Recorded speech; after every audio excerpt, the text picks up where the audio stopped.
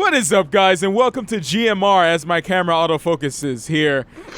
Today we have Randy, George Weeman, aka Sad Puppy, and Matt Visual. I'm Weeman now? Weeman, I always call you Weeman. From I never say Weedman because, you know. When I was at MagFest with Randy, I went to a local food service establishment called Elevation Burger, and I ordered my ticket as Weedman because I wanted to make sure I would hear it over the populous crowd packing the walls from one side of this building to another. And when I got my ticket, she actually had it spelled W-E-E-D-M-A-N. And I was like, oh yeah, this is going George on Twitter. Weedman. Oh yeah, some very... Fighter of the law, man. I played Crypt of the Necrodancer last week and did a review about it, and when I saw that there was a custom music option, I was like, oh man, Dayman is going in this slot. Matt, do you watch It's Always Sunny and Philly? No. Oh, well, the joke's just soaring right over you, my friend. Soaring like an eagle. It's a funny joke. If you watched it, you would laugh. Right now, you would be guffawing. I would be on the floor. I'm Who guffaws? Who says that? I am saying that right now. You would let out a guffaw. It would be a that kind of laugh. Oh yes. That sounds like something you do in between jingling your coin purse and adjusting your monocle. I need to get a monocle just to have. Every podcast I'm in that has a camera just have a monocle. And maybe a top hat. You need different monocles for different podcasts, too. Yeah. Like, you need one that's actually shaded, so, like, for sunny days. Oh, man, I should pimp it out with, a like... sun monocle? What is it? Transistor? What? Those transition lenses? The ones where they're clear lenses. inside? Transistor. Would a shaded monocle be one sunglass? As opposed to a pair of sunglasses? One sunglass. Yeah. Sunglass. A sunglass. Oh, man, you have a nice sunglass there. Can I borrow your sunglass? I can't wait to go spend my paycheck this week at the Sunglass Hut. Okay. I ordered some $400 Chanel sunglass. Amazing. So we haven't done this since December. Yeah, it's been a while. It's been a long time. I thought it was longer than that. Just December. I actually thought it was shorter than that. How could you think it was shorter? We've been across the country and back since then. Yeah. We went to MagFest a month after the last January podcast, and now Matt and I are gearing up to go to SGC in just 2 months. Nice. That'll be fun. Oh yeah. I can't wait. First time I, pulled out the monies and be like, you know what, I'm gonna do it. Usually I'm like, YouTube money can't pay for this. and then you jingled your coin purse and adjust your monocle and said, let's go to SGC. SGC, here I come. Yes. I can't wait to go because it's gonna be cool to meet a lot of people there, especially other YouTubers of our size, I guess you could say. It's Are you guys gonna be doing any panels or anything while you're down there?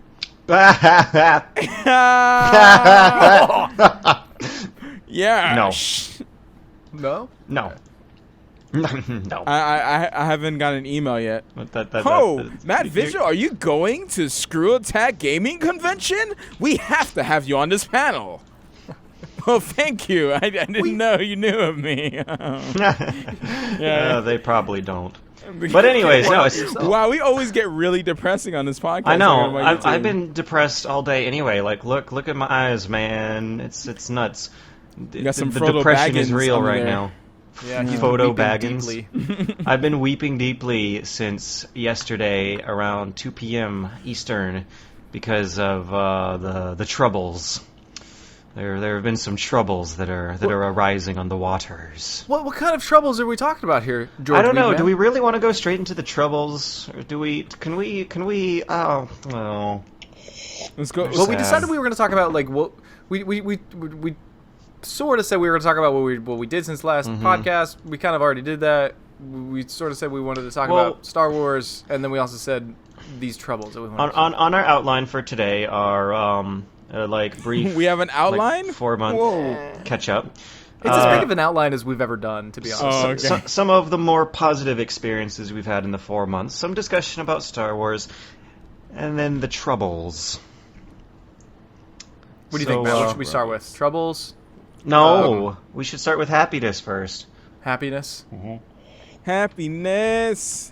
Love and happiness. Oh, that's because okay, since last December when we did a GMR, a month called March happened, and March was an amazing month. It felt way better than it had any right to. It's really weird how easily depressed I can get about games these days when a remarkable amount of good games came out specifically in March for some reason, and it's kind of still going on. Not quite as intense though. Like in the beginning of the year, I really enjoyed the remake.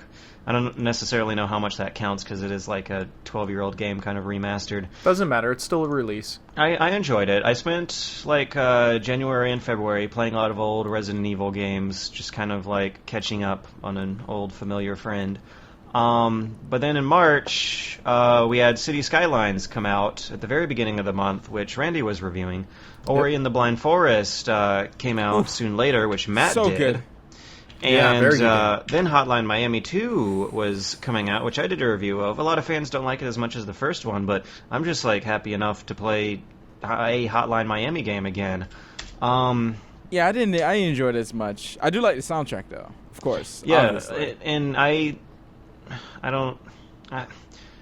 thought it was fun. I mean, the big levels I thought were kind of stupid, but the way the game mixed up heavy enemies with lighter enemies, I didn't mind that so much, but I still had a few levels I hated. But the levels where it worked, I was just it's more when it had both. It had people shooting you. It had people shooting you where that you couldn't see, and then you had big enemies that will see you off screen as well and come after you. The level design and enemy placement was like a clear downgrade from the first game, which is important because with combat mechanics that fast and simple, that's like really all it has going for it to a certain extent. But anyways, after that, I reviewed Pillars of Eternity, which was one of my favorite games in years. And what else? While that was going on, Bloodborne came out for the PlayStation 4. I got a very large fan donation from a guy who said, I remember you mentioning you didn't have a PS4. You should totally have a PS4 if you want to be current and relevant. Yeah, and sent me multiple hundreds of dollars to go to a PlayStation 4 fund. Wow, which is important great, because I couldn't just buy a PS4. I also had to buy a new HD TV for it and whatnot. So I still came out of it a few $100s down. But I have a PS4, so I'm like, awesome, great. And I got to play Bloodborne, which was a lot of fun. Anyone, like, when you buy a console, you can't just buy the console. Like, it's not a $400 purchase. You gotta add tax. You gotta add games. You gotta add an extra controller. You gotta add, all those extra bits. Which is funny because I actually mentioned that in my Bloodborne review at the very end. I was like, you know what, Bloodborne's an awesome game, but it's not $450 worth of a good game. Like, it's totally fun if you own a PlayStation 4, but if you don't own one, you don't have to rush out and spend $450 to buy it and play it. But yeah, I might have to grab one for when a couple games come out. I'll save up and grab one. And I think the PlayStation 4 is going to get a couple of games too. I think there's going to be some games on there that you're going to want to check out, but not yet. I'm becoming comfortable with it. At first, for the first few weeks, basically before Bloodborne came out, I did not see any point whatsoever at having this thing because all the games I would want to play, I would just play on PC. But I guess now I'm also doing Broken Age right now, which the final version is coming out on Monday, I think. And I got a review copy for both chapters, and for some reason they're not distributing Steam keys. they're only distributing PSN keys for the PlayStation 4 version of this game. For Broken Age? Which is weird. I'm finding a lot of companies are sending out, like, console keys before they do, like, PC keys. Even right now, I'm reviewing Assassin's Creed Chronicles China, and I had requested a PC key, and that was, like, on release day, and they're like, sorry, we don't have PC keys, but we do have console keys, so I took a console key on that. I got that one. email, too. It's a short game. If you wanted to review it, it's, doesn't take long. But, yeah, I'm finding a lot of companies are like doing their PC keys last, which is really kind of annoying. I mean, I don't mind plugging a key into a PlayStation 4 because it's just as easy as downloading it for your PC, but I still much prefer to record and edit just right on my PC. Yeah, it's a lot easier. Well, it also especially makes get me that 60 skeptical. FPS. So. It makes me really skeptical about the quality of the PC version. I can't assess that from a console. Yeah. The way my mind works, I just think multi-platforms should be played on PC first and foremost, which is reasonable because you have more options. You can bump your hardware and your options up to have a better frame rate and resolution than console versions. Mm-hmm. And that's not even a PC Master Race thing. That's just a straight up. Those are objective facts. Yeah, it is a fact. Well, people who own only consoles are peasants. Yeah, you want to say that again? Yes, especially coming from like a creator, like you kind of want it all just in one place. You be able to look up stuff right here in the corner on your second screen or whatever. You get to record in 60 FPS. You get to get the resolution you want. You get to get everything you want. You don't have to worry about. You can fix issues on there. On console, if there's an issue, then you have to wait for a patch or something like that. And I don't know. Yeah. It's just or on PC, if something does not work well, there's something called modding. Yeah. Anyways, what happened at the end of March, early April? We got I reviewed GTA 5 on PC. What's that? Oh yeah, GTA 5 that's on a big PC, deal. which I'm loving like crazy. People are loving it, but I have the weirdest problem with that, and that's that I spent so much time last year playing like Ubisoft sandbox game that I almost like all the hype and the anticipation and even the like purpose that GTA 5 serves in the world is almost totally lost on me just because I've played so much of the like poor man's GTA competitor from other companies like for the second half of all of last year, and that's made me less excited about an actual legit good GTA game that actually is a GTA game, and that's depressing.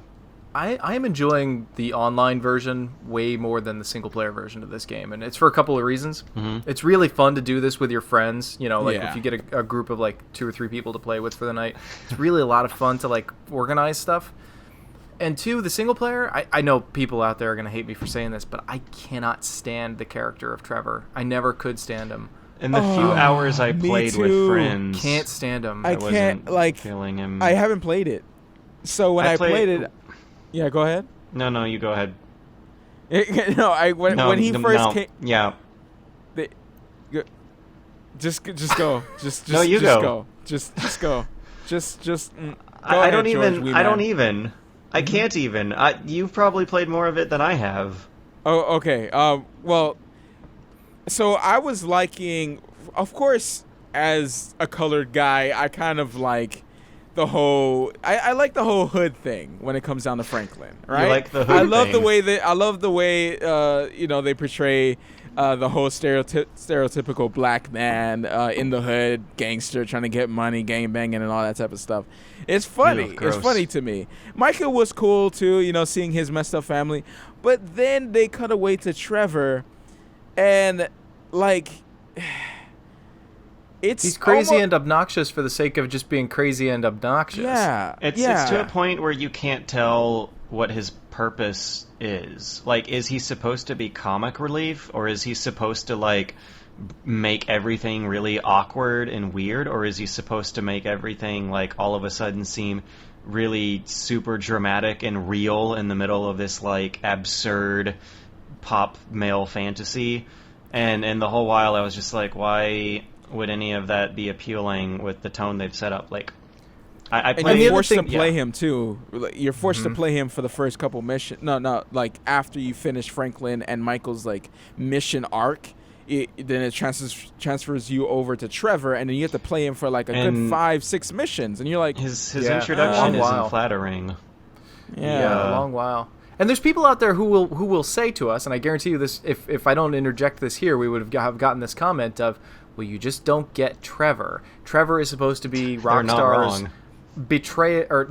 portrayal of their typical GTA fans embodied in their game. So like the typical GTA fan, they're trying to condense him down like the worst of the people who enjoy nothing but blowing crap up and doing the worst things possible and creating a character that does that. Just like kind of a really literal interpretation of what you are actually supposed to do in these games. Right. And even still, even if that is the case, to me, he still feels completely out of place because the Michael and Franklin dynamic is so much more interesting. Yeah. Here you've got this washed up criminal who is only relevant because this younger guy is basically quickening his skills and is, basically showing him the ropes in current day and age, and vice versa, And so that dynamic is more interesting. And then Trevor's just there to be like, I'm going to drive around in my truck without underwear on. I would have been, oh man, the game would have been so good. Because everything is perfect. I love the detail. They have websites that show full-on anime. They have shows already, like full-on shows of, what was it, The Fame or Shame? Yeah. Like you could just watch. There's so much detail in the radio stations, of course. Probably one of my favorite things of GTA since I started playing it as a kid, hiding away from my mom. In the corner. What's GTA? I don't know what that is, Mom. What is that? Have you ever played GTA, Matt? No. What is that? It's like it comes up on the news. GTA spawns violence and blah blah blah, and they believe that crap, because it's on the news and everything is on the news is real. Well, I also don't really want to be too harsh on it because I haven't played all the way through it. Like I literally just played enough and thought it was kind of cool up until Trevor, and I was like, eh.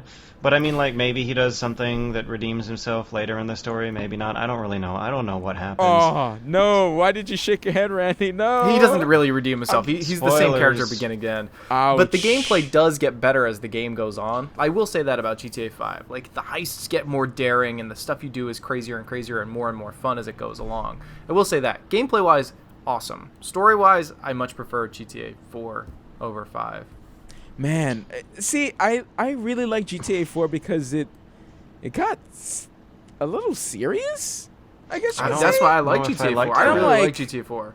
I don't want my Grand Theft Auto serious. I want it silly, which I think means I'm gonna silliness like in it, though. GTA 5 better, but we'll see. Like last year, not last year actually. It feels like last year, but actually 2.5 years ago. I played through GTA 4 and the DLCs in chronological order. Like, there are some really helpful forum threads that actually list every single mission in GTA 4 and The Lost and the Damned and the Ballad of Gay Tony in order of when they happen in the game's internal timeline. So you could, switch between the games and play them... And it got really... It got really frustrating for a couple of reasons, and one is that after every time you finished a mission, you would have to close the game down and load up another executable and wait through a loading screen and walk from that character from his house to the mission giver all over again, whereas usually in a 4-hour sitting of a Grand Theft Auto game, you would walk away from the guy's house and then not come back again until you need to save and put it away for the night. It made it really, really repetitive. And kind of arduous, but I still stuck with it because I wanted to find out what was happening to the story, because I was an idiot and thought I would somehow enrich my life by knowing what was happening in the story of Grand Theft Auto 4 and its DLCs. And the result is this mishmashed alphabet soup of characters who should have nothing to do with one another, but end up kind of getting involved in each other's life through this absurd butterfly effect plot that is kind of cool to trace from beginning to end, but makes absolutely no sense your way through because characters act very differently in every version of the installment. like, it's clear that they did not fully, completely write this saga out from the beginning. And you notice that because, like, The Ballad of Gay Tony came out a year and a half after GTA 4. Like, they had all that time to flesh out characters that made minor, small cameos in GTA 4, but that's, like, kind of all they had. But there are other characters who do show up more in GTA 4. Like, there's some Italian mobster, I think, named Rocco in a restaurant. That might not even be his name. There's so many characters that you have to remember. He's in a nice restaurant. You end up finding out in the expansion packs that he has, like, some lady locked up in the kitchen or freezer or something. I don't remember. Later on, Johnny K gets, like, beat up in the basement of this restaurant, or I might... It's like... I can barely even remember it, even though I spent a whole summer doing this. Yeah. Wow. It's still a really cool game, and as far as like stories go, it's better than 99% of the schlock that's out there. I think it kind of fits right in. Schlock. I really like San Andreas because of how poorly written it is. I'm a fan of like... I don't know, kind of... I'm more of a fan of carefree charm rather than like a game developer actually attempting to make something that is meant to be taken seriously, which I see GTA 4 as being that point in the series timeline where they started caring enough to where they wanted to make this thing the video game version of The Sopranos or some other very serious adult artwork meant to be taken seriously. That's how I see it. It is funny seeing like all the stuff that kind of spawns off of it, though. Like, if you've ever watched at least the very first season of Sons of Anarchy, it is clear that they cut that from like Lost in the Damned. It's practically 1-to-1. You know, there's a couple other things that feel like it was kind of cut from that too. But anyway, we should probably change topic. We've been talking about GTA 5 and 4 a long time. That's weird. Oh my gosh. How did that happen? So, well, like out of this quarter, like before we go into the very serious topic, out of this quarter, what was like your very favorite game that you played? Like Ori and the Blind George Forest. probably says Pillars of Eternity. Yeah. What about Ori you, and the Randy? Blind Forest, I think. What'd you say, Matt? I think Ori and the Blind Forest would be one of my top, yeah. Yeah? Ori probably is mine too. I haven't tried Pillars, but Ori was really, really good. Yeah. Like super good. It's just polished. Like there was nothing. I didn't run into any bugs. It just worked. Everything worked. And you know, this is kind of weird to say, but like even the music fits perfectly with that game. I mean, it's not weird for music to fit perfectly, but like the music is both. It's both like you feel excited to like get through a circumstance, but at the same time, it has like that weird like pit of doom in your gut kind of feeling where you're like, and it's kind of odd to mix those two feelings together in a song, but it does it, and it's really, really a great game. It's like Metroid and Disney came together and made it a game.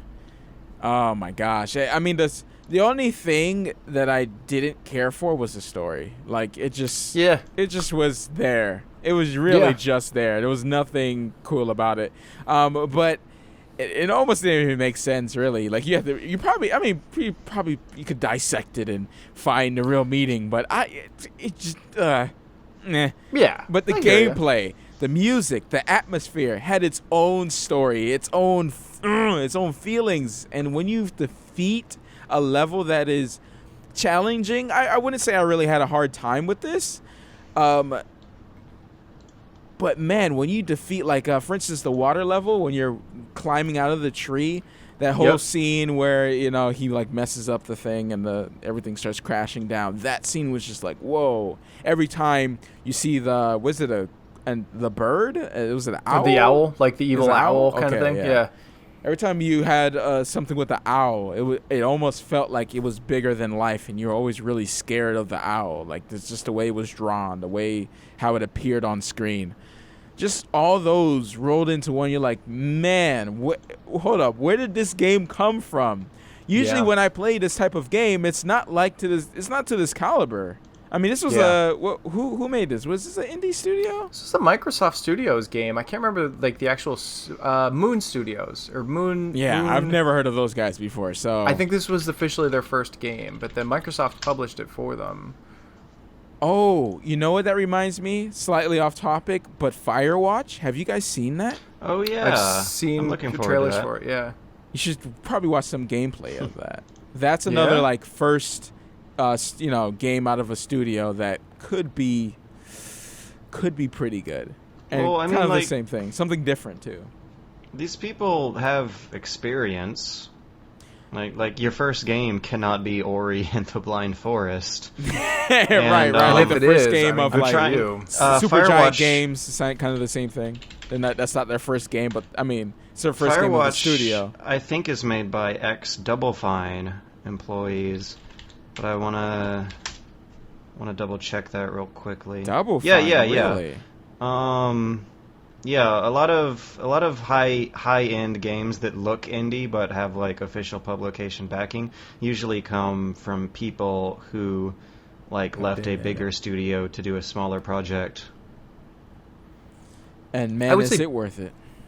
Bloodborne would be my second favorite of the year so far. Maybe City Skylines, because City Skylines was like really relaxing, surprisingly polished when it came out, and just a lot of fun, but still challenging, you know.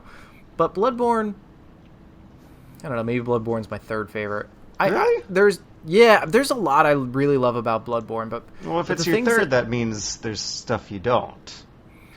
you know, and I'm gonna get crucified for saying this, but I really don't care. Uh-oh. One of the worst, Don't one of read the the worst things comments. about the Demon Souls, Dark Souls, and Bloodborne games is its fans. Its fans do the game so much injustice.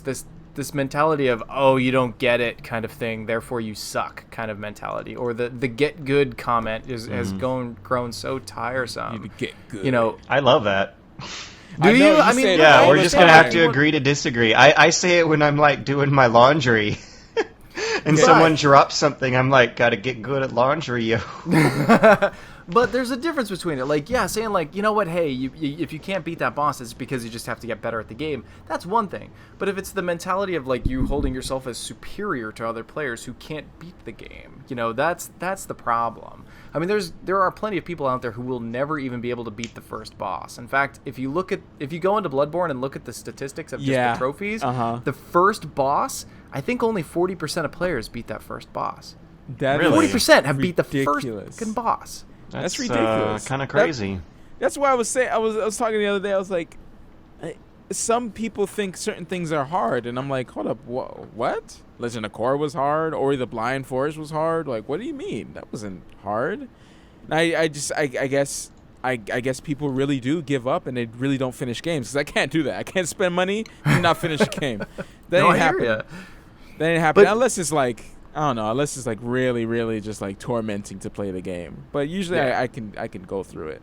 If I pull through Legend of Korra, I pull through anything, because that game was broken. It was broken. At least in the But beginning. there is an air of superiority to Souls / Bloodborne fans that kind of bothers me, and it's a very similar mentality that like MOBA fans have. You know, like if you've never played League of Legends before and you're playing League of Legends for the first time, try to play it for the first time without getting screamed at. You know, and apparently Natural Selection also has a really caustic community as well. And communities can really make and break a game like that. And it's unfortunate because Bloodborne's a really cool game and it should be like supported by the community. Like, hey, you're having a hard time with that boss? Let me fucking help you.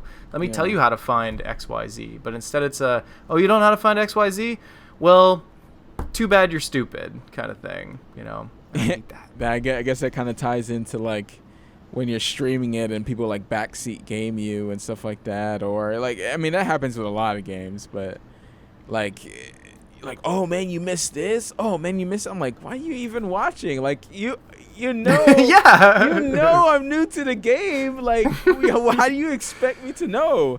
And It even says you in the title, know- first playthrough. Yeah, you know they didn't do it on the first playthrough. You know they didn't find that incredible good sword across the way, unlock a key to the dragon, defeat the dragon, and jump down to the lower pits of hell, and then grab the sword. You know they didn't do that on the first try. Yeah, You know and even that. if they did it on the second try, you know they didn't do it without looking at some wiki page first or some know. YouTube video showing it off Don't be first. all Maybe high they and were the mighty. first person, but they might be the first of only firsts. I don't know, never really kind of conflated a lot of the dumber fan comments with stuff the game is officially trying to represent. Ooh, give me some dap, son. Always give me some of that arthritis dap. What is arthritis dap? It's a shaky dap.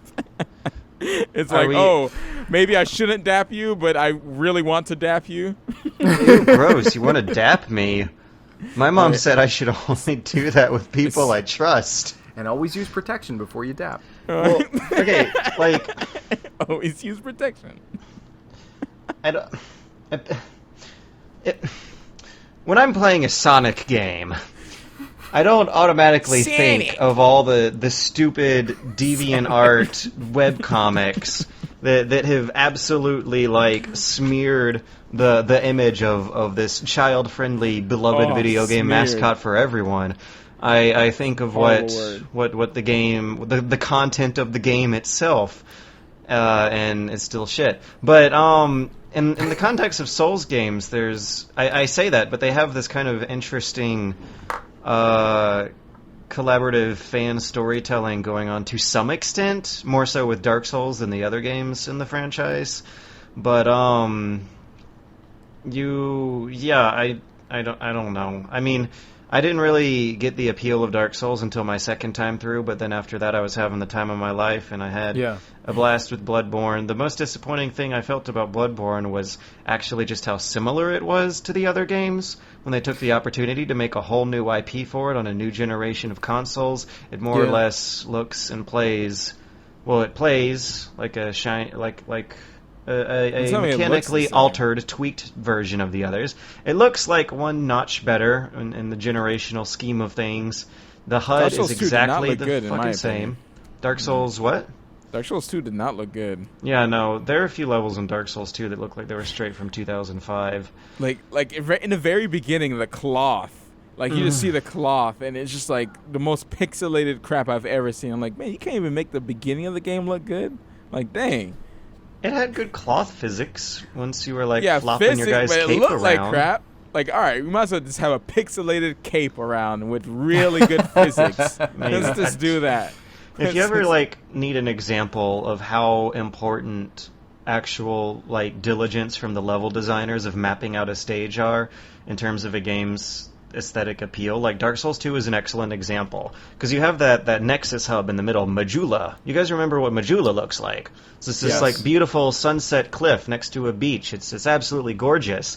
Do you guys remember what the shaded woods look like? No. Yes. Okay, Matt, did you play all the way through it? No. Yeah, I played through it a lot of... okay. I didn't play through it, yeah. You might have gotten to the Lost Bastille. Matt, did you get that far? I don't remember the names, to be honest. It's been a while. They weren't very memorable. I played it way back. It was... Well, okay. There's... It begins in this beautiful, kind of surreal dreamscape called Things Betwixt. You move from that to Majula, which is this, like, wonderfully picturesque postcard cliffside beach. And the sun is setting. It's just absolutely gorgeous. You have your cloth physics cape flopping around in the wind. It's great. And then you go a few stages later and end up at a place called the Lost Bastille that looks worse than the Ravenholm levels in Half-Life 2. And it's the same damn game, released in the same year on the same engine on absolutely everything, but all of a sudden, for this one stage in particular, like, shadows go away. They kind of forgot to light the stage. And it's incredibly jarring. It's absolutely nuts how much worse some areas in this game look than others. There's a place called the Shaded Woods that Randy remembers, at least, that it's like you're in a forest and the trees have like a poly count of 8. They're just kind of like tubes sticking out of the ground that does not have foliage on it. And there's a lot of fog for gameplay reasons, because you get accosted by invisible enemies in this fog. It's horrifying. You're not meant to see very far. But, you know, if you could, it would look even worse. And since the fog is there and so close, the game looks dated. It looks like Silent Hill 2 almost. Yeah, like it looks that. like a PlayStation 2 game. And there's a room later on that I took a screenshot of and posted on Twitter in the Shaded Woods that you find some ruins up ahead, and there's a room that is a cube with nothing in it. It's just a cube with 6 textured walls, no decoration, no clutter. You can see the texture repeating on these 6 walls. It's nuts. How much of a contrast a handful of Dark Souls 2 levels are compared to what they introduce you with. I will say this about Dark Souls 2 versus Bloodborne. And I said this in my review for Bloodborne, and this kind of rolls back to Bloodborne a little bit. This is one of my bigger fears with Bloodborne. I love the setting, I love the atmosphere, I love the story that is like told and not told within Bloodborne better than Dark Souls 2 by like a mile. Oh yeah. But the Dark Souls 2, but Dark Souls 2 had, I feel, more replayability because you could build different character types. It's a step up in some ways and a step down in others. Yeah. I was really worried about that because I was like, in my review I said I'm very worried about like different character builds that you can do going through this. And it turns out my first playthrough, I built like the hardest character you possibly could because I was expecting to build like a magic user type character playing through Bloodborne. You don't even get magic until the last third of the game. Yeah, and even then it's like worthless magic. And so when I played through it again later on, I built like a full strength and stamina build and you know, dexterity build. And I like flew through the game. And it wasn't that I played the bosses before. It was like I was hitting them and they were like taking real damage. Well, I was to like, be fair, this is a different game. The second playthrough of any game is going to go by way faster. Even like in Bloodborne, you might have noticed once you die and have to get back to where you died for your retrieval, you don't even have to really fight anything the second time. Once you know the enemy placement, once you know where they are, that's all you need to know to run past them. But if you run past them your first time through, you're going to end up walking into their animation cycles and get ganked. But I had a lot of fun going through it twice, and I've tried going through it a third time, and it didn't really hold me, which is like fine, objectively speaking, of all the games I've played in my entire life. I don't expect them to still be fun for a third playthrough. But Dark Souls 1, I did that 6 times in 1 week. Because just picking a different weapon changes the game absolutely dramatically. Mm-hmm. And in Bloodborne, the total weapon count is lower, which is like fine still because you have a transformation button, but that ultimately means you get less variety with each playthrough. Uh-huh. No, I totally agree, man. I did Dark Souls 2 multiple times. Maybe 5 times, maybe 6, but Bloodborne I did 2 times, one on a magic playthrough, which I felt like was a waste, one on a strength and endurance playthrough, and then I tried to do a New Game Plus on that character, and I just lost interest halfway through it. I hear you guys talk about replaying games all the time, and I never do that.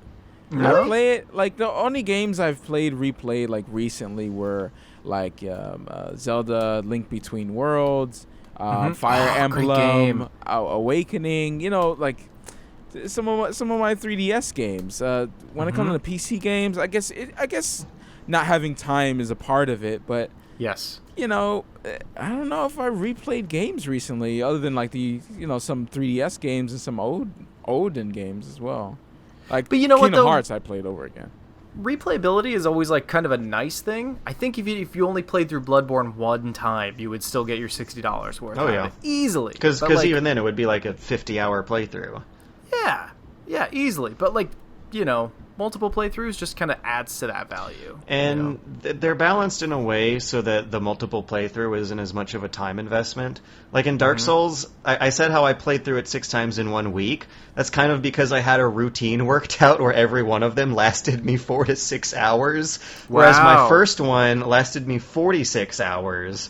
And, like, that's how much of a difference just knowing where stuff is. Yeah, like where stuff is. It's both the ideal order of getting items, but in these games, enemy placement is literally like your number one advantage. Once you know where enemies are coming from, you have the superior ground. You don't even have to have the superior ground physically. Just once you know where they are, you have already have no excuse to lose the fight. Well, I mean, not necessarily, and maybe I'm like kind of starting to veer into that thing Randy hates, but wait, what do I hate? To Dark Souls fans talking Get like good. they're hot shit. Get good. But No, it's not even the talking like they're hot shit. I don't care if they talk about like they're hot shit, but it's that Yeah. I don't know. It's Yeah. that unwelcoming attitude that's the damaging You part. hate You can a talk game like you're that hot. I like? I can't believe you. You shouldn't Exactly. have You're an such a opinion. nerd. You should not have an opinion. You should not be doing anything, okay? People should not be watching you. That is like my number one most hated comment. Like if I'm playing an MMO or something like that, it'll be like people making fun of other people who happen to be already like level VR 12 or something like that when they're only level 46 or something, you know. And it's like, calm down. We all really like the game. Some people just like it a little bit more than others. It doesn't make us, you know, worse people or, you know. Oh, that happens a lot, especially in Guild Wars 2. Holy Speaking crap, of- it's like, Gotta love nerd on nerd hate. Yeah, Geek on right? geek hate. You gotta love it. Yeah. Speaking of hot, sweaty nerd hate. of Souls games and silly fan communities, the one thing I miss the most from Dark Souls 2, and I don't miss a lot of things from Dark Souls 2, is your list of verbs and nouns for the messages. Yeah. You could leave a message that said, like, try licking butt hole, because they put butt in there as a conjunction. Conjunction. It's been a while since I've been in school. But anyways, you had more conjunctions, more verbs. Players got creative with it. Like, there's one where you see a skeleton in Dark Souls 2. There's a scene where you see a skeleton halfway in, like, a pile of lava or something. And it looks like he's grabbing the edge of the lava pool. And a message next to him said, "Don't give up, skeleton." And it was so cute. And nothing like that was in Bloodborne. There were some fun messages that I'm trying to remember but can't because they weren't that fun. Yeah, they weren't as fun as Dark Souls 2 messages, which is the weirdest thing to miss about Dark Souls 2. But I really enjoyed seeing fans make creatively dirty messages with and also cute messages with the limited system they had to work with. Did the you system guys in have, Bloodborne might be kind of too limited. Did you guys have any problem with the online parts? Did you guys A little. get invaded a lot? No, that's another step down from previous Souls games. There's a whole lot less invading going on, which you don't really want to happen your first time through, but even then there just like aren't as many online options in this game in general and compared to the others. You can still co-op, but the way the system works is really weird. You ring a bell and people connect into your world, like based on time since ringing the bell and if they're in the same area or similar. Whereas in other Souls games, you put a marker on the ground that showed up in other people's worlds. So that way you could kind of like pick your friends or who you wanted to play with out of a pile of people. In Bloodborne, it's just the luck of the draw who you're stuck with, which is if less you get cool. stuck at all. Yeah, a lot of times you'll still use the currency for playing online, and it just won't connect to you. I never get that. Some people argue with me with that. Like, well, no one I know, just people on the internet are saying like, "Oh no, it's supposed to be like this. Why can't I play with my friends? I don't see the point." In Dark I don't see Souls, the I point. think it's kind of okay. I don't know. At least for your first time through, I think people should go into it without friends and without really talking to people online. It seems like they really have trying to create a game where strangers are forced to be benevolent to each other, which is kind of what they've been doing since day one, unless they're invading, in which case strangers are just there to like absurdly screw up everyone's day. There's no middle ground. You're either a benevolent stranger or a villainous, malevolent stranger. And I guess, yeah. There are active systems in place in Bloodborne designed to prevent your friends from playing with you. Yeah. Like, you have to be at almost the exact point in both of your progress through the game in order to co-op. Because there's like why even have it? Like, I don't get it. If they don't want to have it in, then why even have it? It doesn't make any sense to me. It seems like there are two sides. It's like, we want you to co-op. You can co-op, but you can't co-op. But you can't co-op with your friend. They want you to co-op with strangers really hard. They want you to co-op with strangers and no one you know so bad so that you won't get the advantage from being able to communicate with them. The whole series from day one has been so you just get a bunch of nubs, basically. Or just strangers. No, or yeah, well, that's the thing. They have to be strangers in order for the game to work out right. It's like if you know what's going on in these games, if you know... I was talking earlier about how enemy placement is your number one advantage. If you are with someone who knows the enemy placement and they are able to tell you the enemy placement, then you've already spoiled half the fun of slowly walking your way through a Souls dungeon, of taking in the environment, of kind of... elevating your sense of caution and danger to a level you just don't get in other games because you're comfortable with friends. They don't want you to be comfortable with friends. They want you to just kind of deal with it in a much lighter, less advantageous way. Sorry, I'm getting passionate. No, I definitely understand what you're saying. Yeah, I definitely understand what you're saying. I don't know. It seems I don't know. It's weird. It's weird. Co-op, but it's not co-op. Yeah. It's co-op with strangers. Oh, it's not that complicated of a concept. It's co-op. You know what it's the equivalent of? It's like playing co-op when you would go to the arcade and somebody would belly up next to you and throw a quarter in, and you had no idea who that person was, but suddenly you were playing a co-op game with them. Yeah, you know, that's what it is. It's the thing is I rather play with a friend than play with a random. I rather just go in by myself, because when I play with a random, they do whatever the hell they want. They run in. They either sometimes they die, sometimes they don't wait for you, and they spawn all the monsters, and all the monsters go right back on you. That's happened to me so many times in Dark Souls 2. Like I don't want to play with randoms. It's fair enough that you don't want to and that you prefer that. But the thing is, the game is built to be played with randoms. Yeah, I really play by myself. They build such a hostile and harsh environment for everyone that what they want to do is force people to work together and overcome it together, even though they're strangers on the internet. That's what it's designed to do. Even though they're idiots on the internet. But in my experience, I know I'm hating right now. I'm hating bad, but I've had a generally positive experience with Bloodborne, at least. In Dark Souls, someone absolutely ruined my first playthrough by hacking the game and hitting me with a cursed club on day one with it, which halved my health, and I had to exploit to figure it out, and it absolutely sucked. In Bloodborne, everyone was cool. I only got invaded twice. I've had the game since day one. I've only been invaded twice because they've deliberately taken a lot of that invasion shtick out. In Dark Souls 2, I had a very positive experience with the co-op. Actually, I really liked how in Dark Souls 2 you could use the you could use wipe soapstones before bosses and practice with other players on those bosses before doing it yourself for real. I really like what that has done with like the themes I was talking about earlier about working with strangers on the internet to overcome something together, because that way you and a bunch of other people are kind of practicing together in a risk-free environment so that each of you can then branch off on your own path to accomplish it by yourself, which feels good. Yeah. Sorry, I'm getting rambly.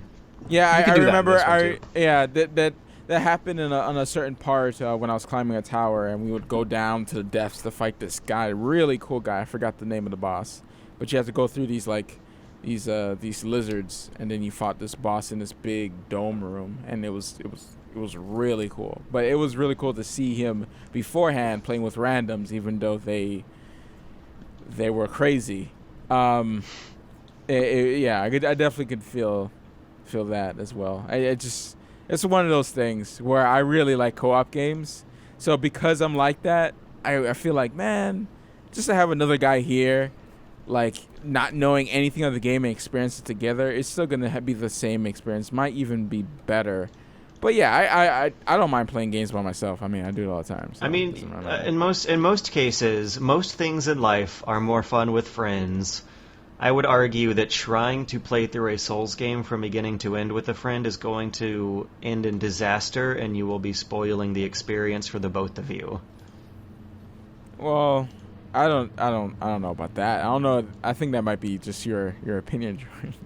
Yes, it is. That's what I'm saying. My opinion is that I am of the opinion that the games were built to be you bring friends along for bosses, but do the dungeons by yourself. See, I don't know. Like when you have friends over, is there a lot of talking? There's a lot of joking and stuff like that, right? Like usually, like if I play something with my friend, we both are trying to experience the game. When we kept playing co-op games together, whether it be like from Halo to the random RPG game, we are like quiet during cutscenes. Like we're experiencing together. We don't even have to talk to each other. We just like to have each other's company and then talk about something that's going on and coordinate and stuff like that. Like it's usually just like it would be a boring Let's Play, basically, is what I'm saying. Like if we were, yeah. You know, it's one of the because that's my co-op experience. That's why it's different. Why are we on Bloodborne for this long? We were talking about it for a long time. I'm so excited about talking about Star Wars now. I'm like, how can I transition this into Star Wars? Dun, dun, dun, dun. Star Wars in terms of movie or Battlefront? Both. Or both? Ooh, both. Both. Oh. You know what Bloodborne doesn't have? Best of both fucking worlds. Lightsabers. That's what it doesn't have. Is great segue. That's my transition. Wow. Amazing. Beautiful. All right, so let's talk about the movie first. We'll we can skirt through this quickly because I think we're going to be talking a while about our deep, dark, like, angry topic for a little bit. Mm-hmm. So, movie first. Actually, first, either of you Star Wars fans at all? I consider myself... I don't fucking know. I really liked it as a kid. I consider myself like a it now? fan. I don't know if I like it now. Okay. Because I rewatched the movies when I was like 21-ish, which was a few years ago. It was still quite a while ago. But even then I was like, Red Letter Media, though. Those guys hate it. Those guys hate it. I loved Star Wars when I was a kid. I played the game. I watched the movies over and over again from like ages 8 to 10. Around the time Episode 1 came out was when I was like the biggest dumb Star Wars fanboy child. But then I rewatched them later after one of the Plinkett reviews came out, but not the rest of them. And I did all 6 movies and kind of noticed that Empire Strikes Back was the only good one out of all of them. And I was like, oh God, what have I been doing with my childhood? I wanted to call my dad and apologize for making him take me to The Phantom Menace and all the other prequel movies and be like, I'm so sorry. These are so much worse than I thought they were at the time. That is the worst thing, is when you watch something that you liked as a child, because as a child you see the world through different eyes. Everything is bigger, everything is grand. You don't really understand certain jokes, and oh my gosh, and then it just destroys your nostalgia. Yeah.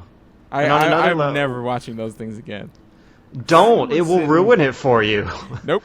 I love Star Wars. I don't care. Do you love Star Wars? Like that was. I do like Star Wars. I really do. If you love Star Wars, the idea of the story, the Force, all that. I any game that comes out that's relatively decent, I will play. Force Unleashed, all those old Academy games. I played on PC. I just finished the Old Republic just the other day. Never reviewed it, but I just played it. And it's good. It's good fun. Really. Force Unleashed 1 was awesome. Force Unleashed 2 was garbage. Oh my God, Force Unleashed 2 was an abomination. Force Unleashed 1, honestly, like, literally probably the best story that any Star Wars anything has ever done. Like, literally. The best story anything Star Wars has ever done?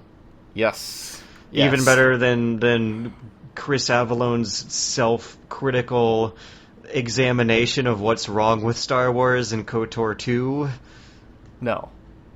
I don't know. I haven't seen that. Okay. But Force Unleashed honestly is really, really good, and it's actually politically it is politically relevant to the United States and its interests and such.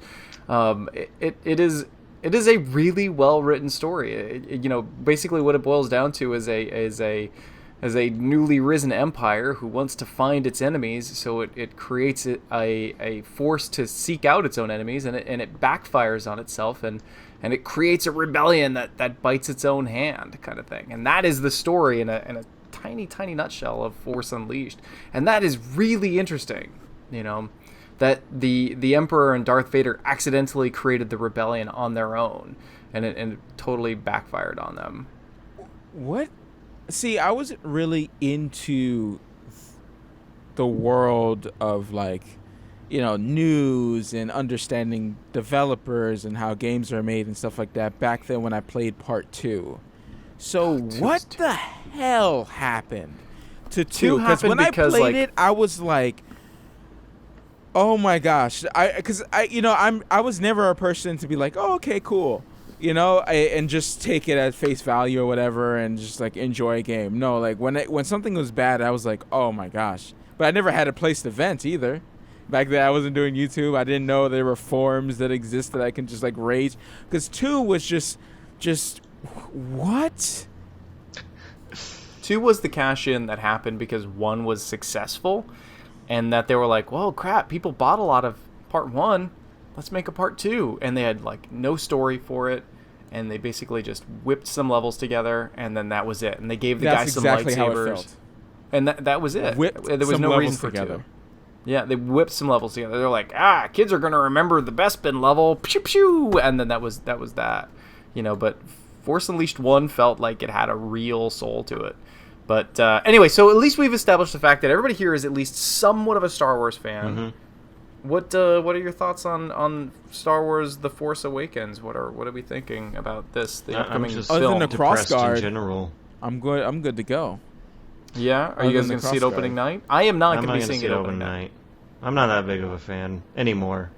Upon rewatching all the Star Wars movies, it happened that day. I was like, oh, I can't get excited about this as much as I could anymore. Now that it's like making a deal with the devil.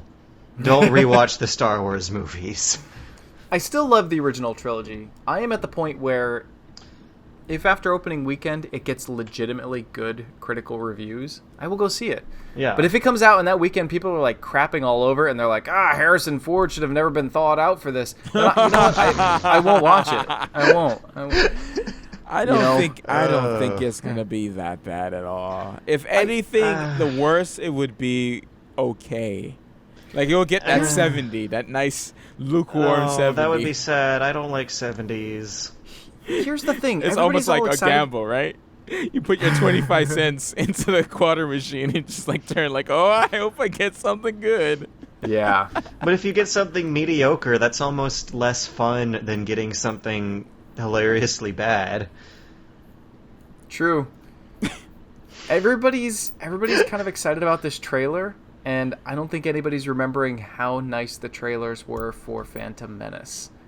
Those trailers were actually really good. To be fair, it's not directed by George Lucas.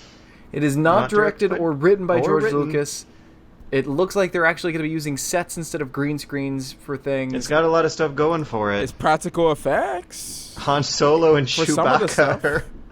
They thawed them out to bring them back. They are going to be in it for better or worse. For better or worse. Dude, what's up with... I never seen Leia in, ever since. Well, I saw her in Big Bang Theory and stuff like that, but, I saw her now and, why...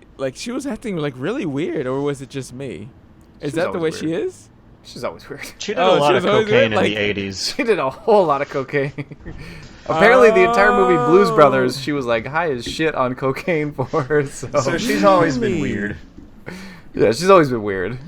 But, that is so interesting. Okay.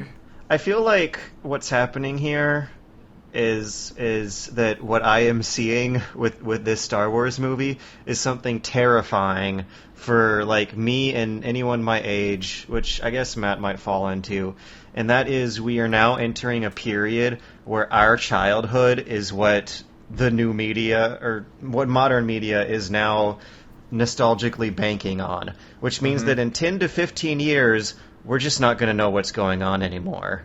Because then, in 10 to 15 years, people are... Right now, Like, there's a Jurassic Park throwback coming up. I know, and I'm wondering what it's like. Because, like, right now, there's a Jurassic Park movie coming out, a Star Wars movie coming out.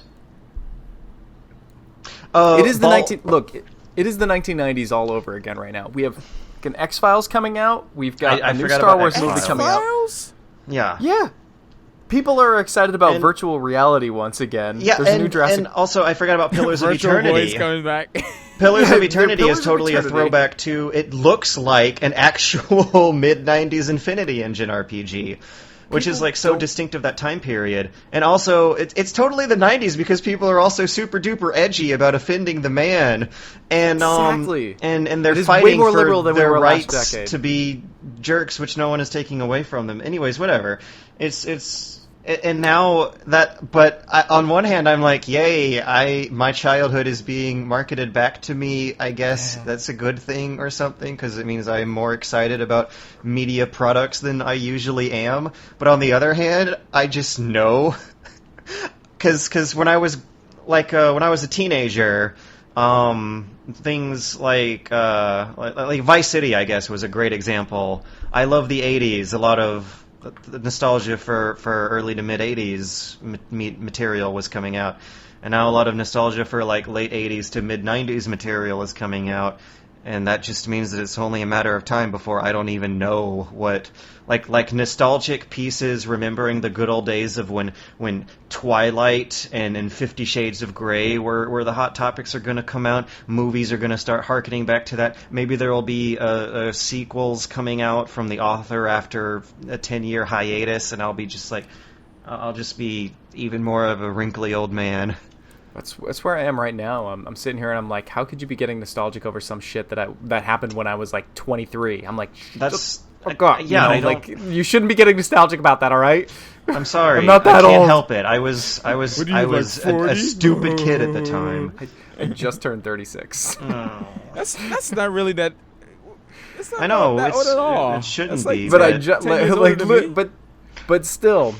Just turned 36. I fear the process that will happen to all of us of pop culture and media no longer having any use for us as a market, and seeing like Star Wars and Jurassic Park movies come out in 2015 is the first step of that happening, because that means they're not making fresh stuff for me, they're repackaging old stuff for me. I was actually going to say that this seems to be like the first time when they kind of continually follow a generation of remarketing stuff towards it. It's the video game generation of them remarketing stuff towards. I don't know, because the video game generation, they have expendable income and they're willing to buy extraneous things. Yeah. I don't know. In the 90s, the 70s were cool. In the 2000s, the 80s were cool. Now it's the 2010s, so the 90s are cool. Yeah. So we're not gonna go see nobody here is gonna be going to see Star Wars opening night then? It depends. If like my friend calls me up, he's like, "Dude, let's see Star Wars opening night." I might. If that happens, you're gonna bust out your Darth Maul costume and you're gonna be like, "Let's go!" Oh yeah, dude. I'm bringing out everything. I'm get my Jedi robes in my closet. Pull out the lightsaber. Work in progress. You know, I'm getting the crystal just to. I like how you said Darth Maul costume, because that's when we were 10 years old. Because even then, like, the original Star Wars trilogy is behind our times. Like, I saw a rerun of Return of the Jedi in theaters when I was a kid. I thought it was the coolest shit. Return of the Jedi was my favorite Star Wars movie as a kid. Then I saw it again as an adult, and I was like, this shit's fucking awful. How did I ever like this? That leads in perfectly into our next topic is Battlefront, because that was clearly marketed towards the people who loved Return of the Jedi. And also grew up with Battlefront, which grew happened with Battlefront. Like 10 years after Battlefront. But, I mean, like, there's this weird cycle of Star Wars products appealing to kids over and over again with old materials. Like a lot of the Clone Wars... The Clone Wars era was very, very geared towards children, even with this like 30-year-old IP from their parents' days. And those Disney animated cartoons. The next movie is a Disney-produced movie, because Disney owns Lucas's IPs now. Star Wars Rebels. Is that out yet? Has that happened? Yeah, it's out. I think it's been happening. That totally like flew over my head. The budget on that 3D animated show is very low. Like the hair is Lego hair, man. Like it's just stiff. Oh, it's CG.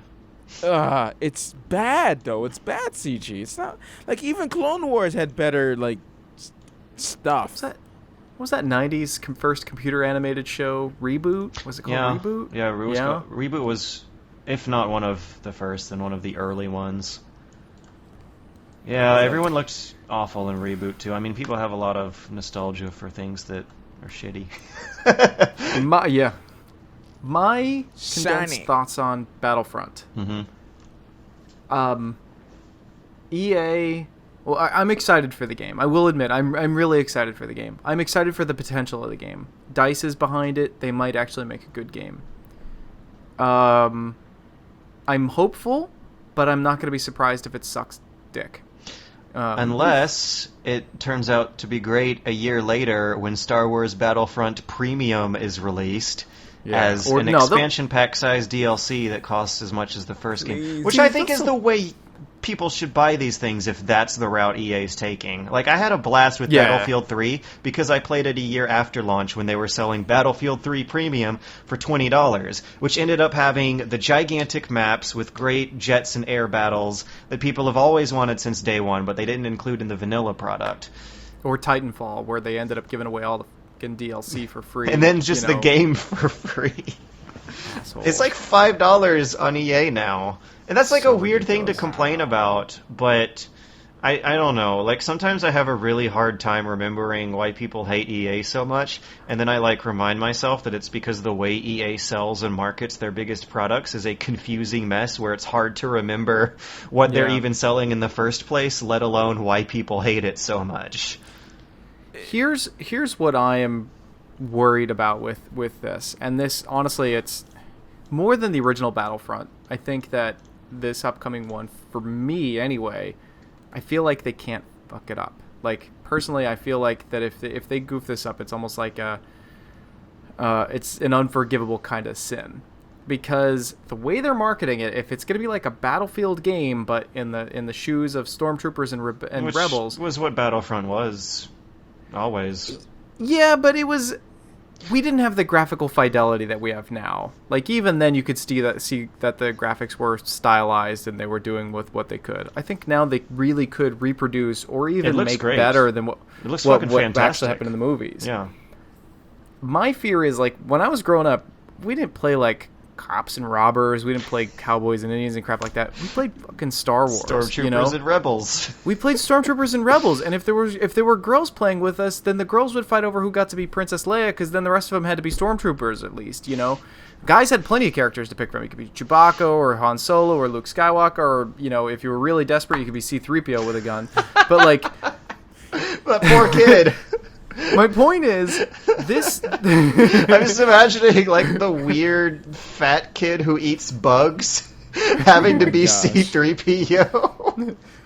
My point is, this is, like, just decades worth of people's childhood dreams and their childhood fantasies coming to life. Mm-hmm. And if they fuck this up, I think that it's like... It's beyond just goofing up like another IP cover. Like, it's beyond just goofing up another Spider-Man game or goofing up another X-Men game or something like that. This is a little bit more sacred than that. How so? Because they have been making Star Wars games that oftentimes have not been good since they've been making video games. And then there have been plenty of really good Star Wars games to have people hang on to hope. And like there was the TIE also Fighter and the X-Wing series, like the Knights of the Old Republic series, which is one of the best RPGs ever. Yeah, which are a couple of the best RPGs ever. The Super Star Wars series is kind of mixed, but for me, I really enjoy those games. So I don't know. I feel like for me, this might be a last straw kind of thing with EA. It might be like, yeah, you know what, you killed it. I was. Sorry. Yeah. No. Go ahead. I'm done. Star Wars itself. You were talking about how much it appeals to like childhood fantasies of playground games and whatnot. Like, as a universe, it's incredibly easy to adapt in a game. And I guess, like, what you might be seeing is if they can no longer effectively gamify Star Wars, then what else is even left anymore?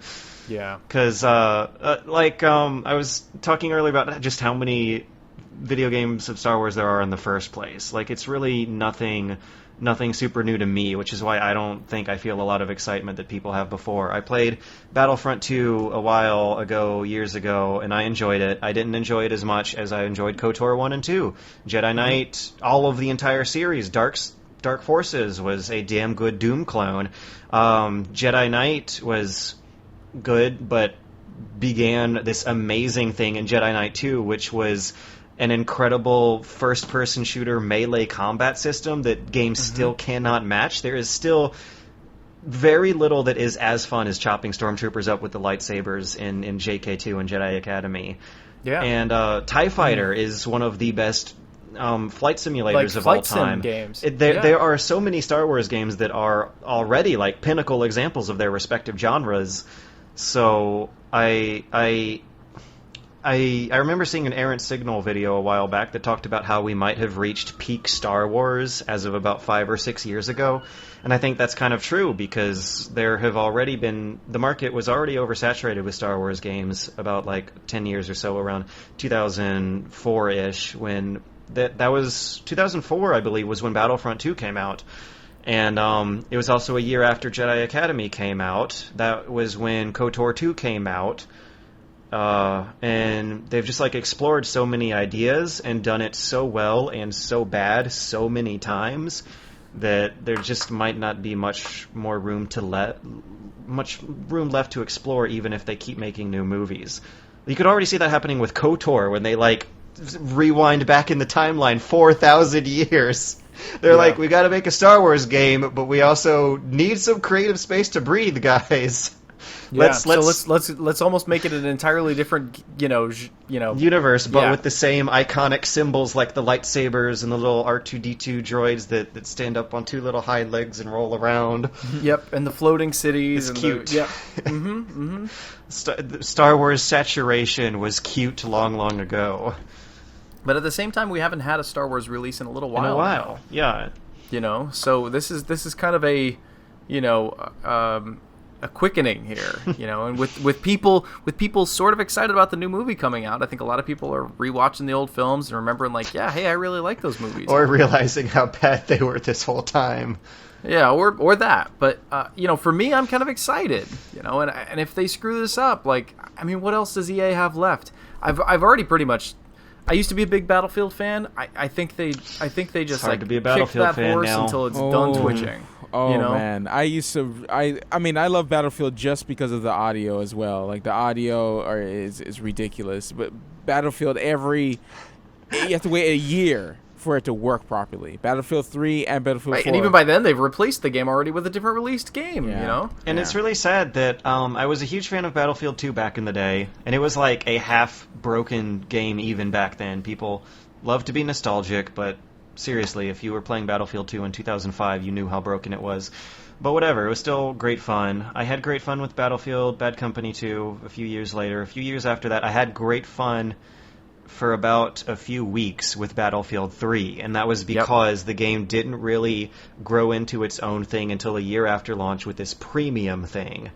And like a lot of developers want to be defensive about DLC, but that was like a case, it was kind of an event for me where I started to be way more wary about how they sell it and how I should be interpreting it, because I really enjoyed that game mere months before Battlefield 4 was coming out, at which point all of the servers were deserted because people were playing Battlefield 4, and people were hating it because, like any other Battlefield game in the whole series, it wasn't polished. It wasn't polished. And I guess like Bad Company 2 might have had the most stable launch, but even then I remember not enjoying that game until a few weeks of patching later. Mm-hmm. But they also announced a premium package for that, and I was like, okay, I might want to get into this game, but I don't really want to get into it until I pay the premium thing at deep discounts, mind you, a year after launch. but it's just like such a complicated process. I played the beta of Battlefield 4. It's so similar to Battlefield 3, and I was only able to enjoy Battlefield 3 for such a short period of time that I just don't know if it's like worth putting up with all those hoops for these games in the future. So what's left, guys, for EA? I mean, now that like Battlefield, They'll like think of seriously, something. it sounds like the three of us are burned out of Battlefield. Like They're burned out I of really Battlefield. don't give two. It's like Cops and Robbers now. It's the weirdest. Hardline is the weirdest release in years. It's the weirdest, and at the same time, it's kind of the most offensive. But I don't want to get into that either. It is YouTube. Because it's a whole other topic. Mm-hmm. But okay, so we've got Battlefield like that's been kicked into the ground. What else do they have? They've got Star Wars that's coming up, which is basically just going to be Battlefield Star Wars, which I'm excited about from insane reason. But what, Mirror's Edge 2?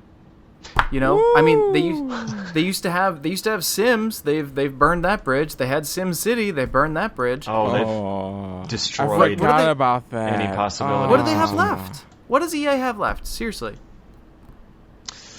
Madden? They're gonna buy some other company and. Do they still make too. Madden games? I've never even had to think about Madden in like 10 years. You know what? You're absolutely right, though. Wow. The Madden and the FIFA players, they just go out and they buy it every year. They don't even care about reviews. They don't care if it gets like a 2 or a 10. Madden They is bought never it. in the news, and this is like a financial cornerstone of the entire game industry. Yeah, like after it launches, it's always like in the top 3 every time.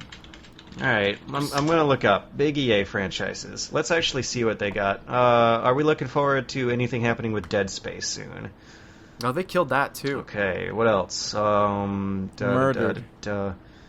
Criterion Games, are they still around? They killed the Crysis series. Burnout, Need for Speed. Do you like driving cars, guys? I do. I enjoy driving cars, but I mean, GTA's kind of giving my fill of that. it was the crew not enough to satisfy you? Crysis, I started to not like Crysis halfway through the first game. The first Crytek half is like dead in the water. I know. They're having horrible financial problems. Oh, that's another sad story in the first one. Crysis 1, one of the best first-person shooter games on the PC. The second half of Crysis 1 is just another schlocky railroad first-person shooter game on the PC. They're betting on Titanfall. I guess we don't really know enough about how far they're willing to rely on it in the future. I played Titanfall 1. If they release a Titanfall 2 next year, I'm not gonna buy it. Mass Yeah. Effect. I got Dragon my Age. fill. I got my fill out of Titanfall 1. Big Yeah. robots shooting each other. Do we still have faith in BioWare, guys? No. Okay. No, really, they lost me too. Like, I mean, they kind of redeemed themselves with the most recent Dragon Age. Yeah, but it's But- not. It still wasn't like something that's like a marvel. Like, oh my gosh, this was a really good game. It's more like, okay, all right, this was better than your other crap. It was also better than most of the crap that was released last year. But if Yeah. you were to put that out like this month with everything else, with Pillars, or even this quarter with Pillars and City Skylines, and I don't think it would hold a candle. I think people would be like, I'm too busy playing Bloodborne to be playing. And it's funny that Pillars is like the RPG, the Western RPG darling of March, and City Skyline is the city builder darling of March. Like in 2015, we've already seen 2 great examples of people doing EA franchises better than EA. Yeah. Pillars of Eternity is the best BioWare game since Mass Effect 2. City Skyline is the best SimCity game since SimCity 4. I gotta say this. I love the fact that 2 of the best games of this year and arguably of the past 2 years came from Paradox. I love that. Yeah, they're doing good these days. The mid-range developer, the people that like nobody even paid attention to 5-10 years ago, they're now like kicking everybody's ass, and they're doing it with like on a shoestring budget. I love it.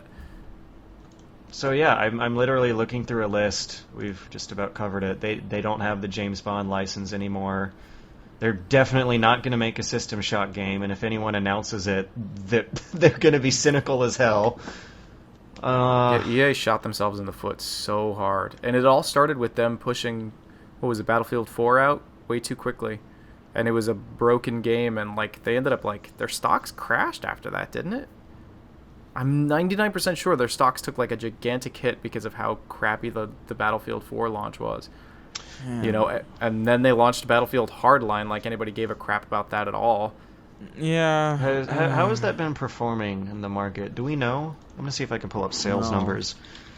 Battlefield Hardline sales. I'm wondering how many really interested. normal people, you know, people who don't really pay attention to, like, you know, news sites and stuff. They just kind of walk in. The non-hardcore people that read the news sites. Yeah. They walk into the store, they see a poster of cops and criminals. They're like, oh, yeah, I'll play this. Gangbanging. According to the NPD Group, Battlefield Hardline was the best-selling game in March in the United States. Wow. Are you fucking kidding me? Are you serious? After not the people listening to this podcast, because the people that are listening to this podcast are not, you know, the people that are, you know, rushing out buying this. It was March 2015. Anyway. This that was one of the best months in video game since in years, absolutely bar none. And the best-selling game was this thing no one I know or hear, and in all the forums I read, no one even cared about Battlefield Hardline. How? What country? Please tell me that was just like Kyrgyzstan or something. Oh, dude, God. This just depressed the No, shit that was out the of me, U.S. I just said it. Battlefield Hardline, best-selling game in March. It beat Bloodborne. Oh, wow. Oh, wow, you're right. Well, the fact that, like, it's Battlefield, so it's the same thing as Madden. It's gonna sell. You put Battlefield on there, it's that name, yeah, man. But it's gonna sell. Like, Madden, it's a football game. It has rules set in stone. They don't have to force themselves to be creative every year. Yeah, they're not innovating change or anything like that, unless there was a change in rule set that the NFL set in place, and then they got to tweak their code a little bit. Like Hardline is an example of creative bankruptcy running itself into the ground of an annualized franchise that used to do things better by taking it every 3 or 4 years rather than every year, and that's no consequences, literally no consequences for them running out of ideas and releasing broken ass products. I remember when you would get a DLC every year instead of a full-on game every year. I would much rather get a DLC every year than a full-on game. I would too. I really would. I would love it if, like, for 1 year they stopped releasing Battlefield games. And they're like, hey, you know what? For Battlefield 3, you can now play all the maps that were in Battlefield 2. And you know what? We're going to even throw you a bone. We're going to throw all the maps from Battlefield 2142 on here. You can play fucking Titan mode on Battlefield 3. And people will love it. That's what Battlefield 3 kind of billed itself as in the first place. Remember how the pre-order Day 1 DLC of that game were remakes of Battlefield 2 maps. And the implication... And Battlefield 2... Battlefield 2 had remakes of 1942 maps in it, and they weren't DLC or anything. Like, it's no longer as iterative of a sequel improvement cycle because they're pushing them out too fast. And I absolutely do not understand how the sheer, like, quality, the fidelity that Battlefield games are maintaining these days. I don't know how they do that within a year. Now that we've whipped ourselves into a nice depression here, let's start talking about the modding community and about how Valve has started making mods available for sale and purchase through their yes, George. Steam interface. It is absolutely the most slimy, repulsive, disgusting, shameful, confusing, bewildering, amoral decision I've seen in years. We were just talking about shit EA does. This is worse than anything EA does. This is... I can't even remember a time in history where I felt this slighted. A service, an institution that has literally been provided completely for free for, 25 years now? When did Doom come out? 1993. 92, 93. And no one... I'm sure modding existed before Doom, but yeah, Doom, it did. Doom mods were what made it really kind of big. There was at least one part of this industry, one segment, one scene, one community that wasn't all about buying or selling some damn thing. And now Valve, of all people, I'm glad that we came into it this late because, I cannot. And I don't want to do a video about it because I'm so irrationally angry about this thing that I know I will probably say something stupid in my blind anger, but whatever I do cannot possibly be as dumb as what they've done here. Do you guys know? Should we take it from the top? So you're saying you don't like the fact that Steam is selling mods? Is that what you're trying to say? I don't like that Steam is enabling it. I don't like that Bethesda has cut them a deal. I don't like that the modders themselves are participating in it. Straight cash, homie. Straight cash. And they don't even get the 25% cut, and they have to sell a $100 minimum of their 25% cut, which means they really have to sell a $400 minimum of these things. Like, we as YouTubers probably make more money than people that actually make fun video games, which is what modders do. And that's not saying much. No, it's not. Did you hear her, by the way? Yeah. Hey. She's all angry with you, George. She's sleeping and having a bad dream. There's nothing adorable about that. Anyway, I will say this. Do you remember, to try to, put a little tiny ray of hope in here?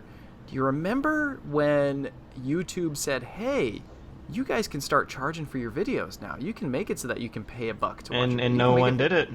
And no one did. Well, no. People did it. And then they stopped after, a couple of weeks. And I would like to believe that's the case here. But, I mean... You don't think that...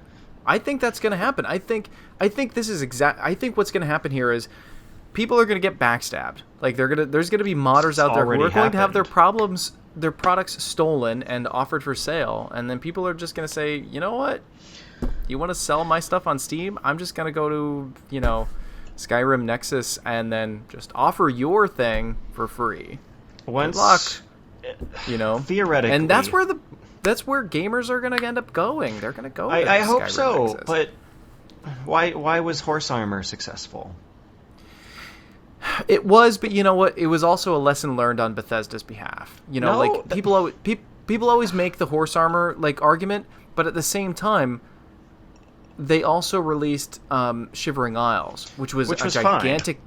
It was a gigantic DLC, and it was great. And they also released Mehrunes Razor, which was also a really big DLC, and it was also really good as well.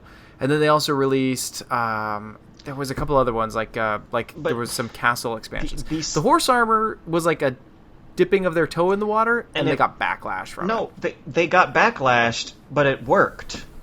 Right now, I can get on my PS4 and download $2 gestures for The Last of Us. The concept of Horse Armor has not gone away.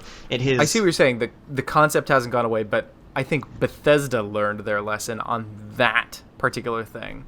But maybe they didn't. Maybe they're like, we can't make Horse Armor, but other people can make Horse Armor. And we can sell get it paid for it. We can doing get 75% nothing of at it. all. Although, what is the cut? It's the modder gets 25%, and then 75% gets split between Steam and Bethesda. And no one knows they're split. Nobody knows what that split is. It just goes to way more rich, powerful people than the modder. From a business point of view, can I blame Bethesda? Yes. No. They are making bank off of their modding scene, and now they want to make even more bank. The Skyrim modding scene has supported and kept Skyrim within the top 20 sales games on Steam for years now since it released. I agree. So for them, I'm just saying from a business point of view. I'm not saying from an ethics point of view or even from a gamer's point of view. From a strictly money-making point of view, it is a brilliant idea on Bethesda's behalf. No, because if they make their modding scene go away, then who's going to buy broken-ass Bethesda games? I don't think their modding scene's going to ever go away. I think that if Elder Scrolls 6 comes out... This is a threat to it. If there is enough backlash and infighting within the mod community, if there is enough of a decrease in consumer confidence towards buying these mods, because that's what people who apparently want to buy mods now are consumers, if there is enough of a high expectation for quality and support towards the modders themselves that turn new modders away from the hobby itself, then the scene could go away, or at least greatly diminish from the state it is at right now. I think I think right now, where we are right now, I think it's a little too early to tell if it's going to go that way. Right now, it's going nuts. It really could go either way. Right now. Yeah, right now it could be like totally fine. It could be like the YouTube charging for videos, where everybody's gonna laugh at the people who are charging for mods when they can get the free mods everywhere else, or this could be the beginning of like just total shit. The thing that could make it go to total shit is if people who buy horse armor see this section and are like, oh, and can't tell the difference between this and DLC, and then end up getting burnt because mods are traditionally free and you usually get what you pay for. The other hand is that it could be a case of like pre-Steam PC gaming, where they're trying to market a product to customers who know how to work their way around it, and it just ends up going absolutely nowhere because of rampant piracy, and just also the general ill will modders are going to feel towards other modders, and also like just the concept of turning a mod, like a passion project for free, into a commercial project, I am offended by that. Like, I would not be the person I am today if I didn't spend my summers as a kid making mods for Jedi Academy. Like, I learned a lot about game development.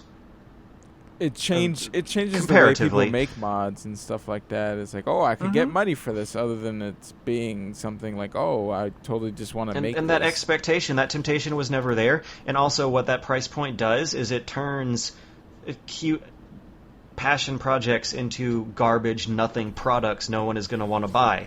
Like if you put Sonic the Hedgehog on a shield, it's some cute, stupid internet meme thing. No one's going to care. No one's going to get hurt if it's free. If it costs just 25 cents and that's it, then all of a sudden it has become a greedy cash grab by a low-life, money-obsessed capitalist who will stoop to no low to make a quick buck. That's what a paywall does to a product. I have absolutely no issue with modders supporting themselves through like a donation button, a pay what you want, pay if you want system, as obnoxiously intrusive as Steam could make it. That would be fine by me. I have no problem with them like supporting themselves off in-game advertising, even if it comes to that. But once you are like putting a price tag on a product and disallowing people from having that product unless they fork out the money, like you've opened a whole can of like even ideological political worms that completely change the nature of the transaction, the practice, the hobby, the scene. Everything changes with that paywall.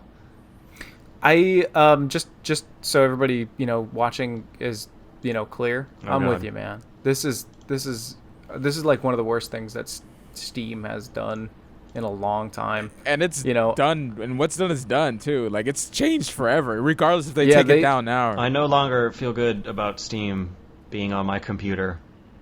Yeah, it's one of those. It's like a lot of goodwill has been lost here. Over the past year. And that's after, consumers have been putting up with Steam's really shitty customer service, with Steam's really shitty, I'm sorry I'm saying shitty, but there's no other really way to describe it. But like their return policy and anything like that, the VAC bans. And these things happen. Like, you if you were to buy any other product, like say your computer even completely meets all the specs of a certain game, and you take it home and you run it, it just doesn't run, you would like to get your cash back, and and that's the end of it. It's not like you're being a pirate. It's not like you're being dishonest. You tried a product, it doesn't work. Or you tried a product, it's not for you. You want to return it. Steam, they don't allow that. How absolutely absurd is it that EA has a refund policy on their games, on their digital games, and Steam doesn't? And what's funny is if I want to say prior to this day, if prior to 2 days ago, you said like, hey, I prefer using Origin, I know that the prices might be a little bit different and the service isn't as easy to use as Steam, but at least I can return something that I've tried for a little bit. You don't have that with Steam. You would still get crucified, and burned while being crucified about saying that you enjoyed Origin more than Steam. But that was a responsible consumer thing to say. Yeah, it's because some people don't really get if because the modding community thing is not affecting them, they feel like it doesn't really matter. It's fine. I never return my games anyway. You should know not to buy this game, that it won't work on your system. You should know blah blah blah. It doesn't bother me, so it doesn't matter. When yet, it is gonna affect you. This is the next step. Okay, we had remember before when we used to just we were talking about it on the TOVG podcast. Remember when you used to just plug in a game and just play it? You can't do that no more. You got to download stuff. You got day one DLC. All that just sprung up, and it keeps getting worse and worse and worse to the point that it's kind of getting annoying. It's even in good games now. It's not just in the regular games where it's just like, whatever. Now it's just in the games that you've been waiting on for like years to be developed, and you're like, day one DLC, I feel kind of icky now. I feel like I don't want to play this. I feel like I feel a little gimped here. Why do I have to pre-order in order to get the secret character? No, I don't. What if I don't want to pre-order? What if I ain't have the money? There's so many things. I don't want to pay $5 for a character that should have been in the game. Like Goro in Mortal Kombat. Yes, exactly. That's what I was thinking of, and I'm like, he's an iconic character, and he's not in the game. He was developed. He is finished, and he's day one DLC because you didn't pre-order it. That is stupid. And he's not a new experiment. He's Goro. He's like been there since MK3. He was a boss, and he's the guy who gets punched in the balls by Johnny Cage. Like, come on. I'm just like thinking back and getting super duper depressed about how many PC games I've played that I hated until I modded them. Like, anyone who's been gaming on PC for a long-ass time should know how incredibly important the mod scenes are, because they will take shit games and make them into the best games you've played in your life. Fallout New Vegas is my favorite game of the last generation, and I wasn't feeling that until I had it modded up. Like, knowing that, like Project Nevada, which is what made the big difference for me. If that was $2, I would not buy it. I do not buy DLC. I do not buy early access games. I care about my money. I will not spend it on mods. And knowing if I was robbed of that experience, that's just incredibly depressing to think about, because this game that provided me with some of the best, most entertaining experiences of my entire life would have been gone forever. And I mean, a lot of people are going to say that just sounds like entitlement, that I'm being an entitled gamer whining about getting things usually for free that I suddenly have to pay $2 for. Well, they're fucking right. What in the world does this do for me as a consumer? 25 years of established economic norms have kept mods free, and all of a sudden they're trying to take that away in a day. How in the world does this benefit me whatsoever? We're just old gamers. Yes, I remember back in my day. It's not even funny. Don't fucking joke about it, Matt. I'm sorry, it's George. It's there. I'm the only one here with a relevant username. Elder Geek. Every year it gets more and more relevant, damn it. Remember Stalker, Shadow of Chernobyl? Yes. That was a bad game until you modded it. Remember Fallout 3 and Oblivion? But they weren't great all that work.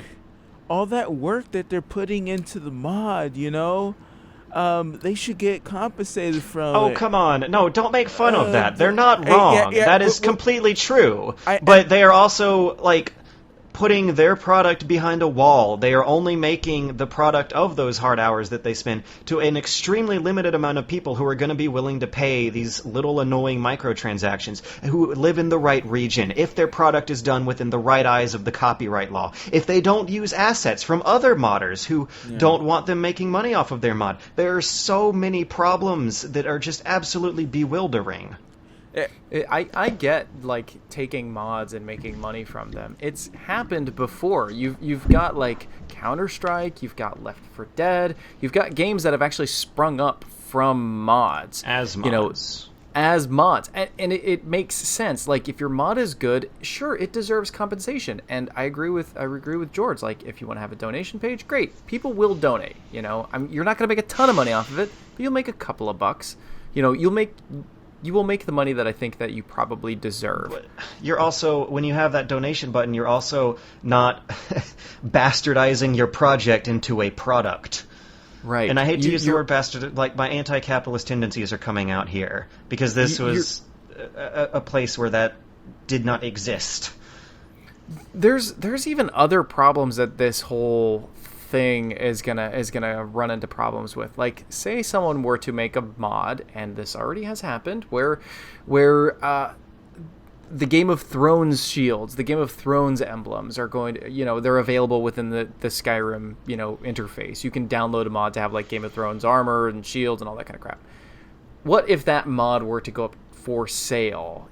Then you would have like George R.R. Martin, like possibly with a case against both Steam and Bethesda and that user who put it up for sale, and then possibly HBO if it's not specifically a crest that was described by George R.R. Martin, but a crest that was specifically designed by HBO, and yada yada yada. Like, it gets more and more complex, and Steam should have never fucking done this in the first place, because this is like,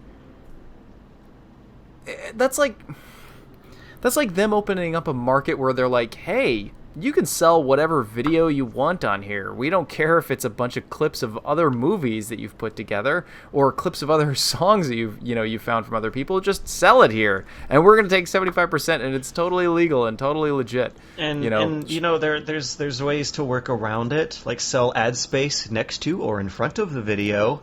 And then there's also just selling the video, and that's why YouTubers don't make DVDs of their products, because you are not allowed to sell someone else's intellectual property without their authorization. And a few hours after this paid modding thing came about, a $99 high-resolution horse genital dick mod came out. But the funny thing is, somebody will buy that to say, like, I bought the $99 horse cock. It'll be some mod. rich fucker who it doesn't even matter for them. There's a mod for $99 called I Am Rich that just puts a Daedric Greatsword, an asset that already exists in the game, an entity. They just paste it on top of a table in Whiterun. They paste 2 of these swords on a table, and that's $99.